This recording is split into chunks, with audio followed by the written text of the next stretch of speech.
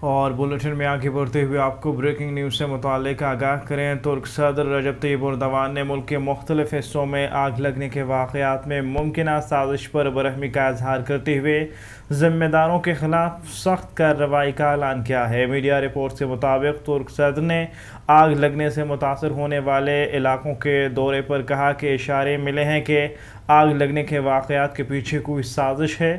طیب اردوان نے دو ٹوک الفاظ میں واضح کیا کہ اگر یہ ثابت ہو گیا کہ آگ جان بوجھ کر لگائی گئی ہے تو سازشی عناصر کا سینہ چیر دیں گے، چاہے اس کی کچھ بھی قیمت ادا کرنا پڑے۔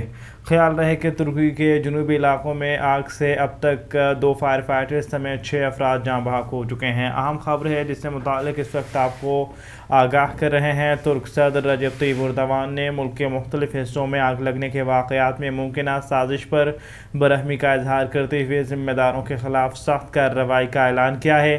میڈیا رپورٹس کے مطابق ترک صدر نے آگ لگنے سے متاثر ہونے والے علاقوں کے دورے پر کہا کہ اشارے ملے ہیں کہ آگ لگنے کے واقعات کے پیچھے کوئی سازشی عناصر ہے۔ طیب اردوان نے دو ٹوک الفاظ میں واضح کیا کہ اگر یہ ثابت ہو گیا کہ آگ جان بوجھ کر لگائی گئی تو سازشی عناصر کا سینہ چیر دیں گے، چاہے اس کی کچھ بھی قیمت دینا پڑے۔ خیال رہے کہ ترکی کے جنوبی علاقوں میں آگ سے اب تک 2 فائر فائٹرز سمیت 6 افراد جاں بحق ہو چکے ہیں۔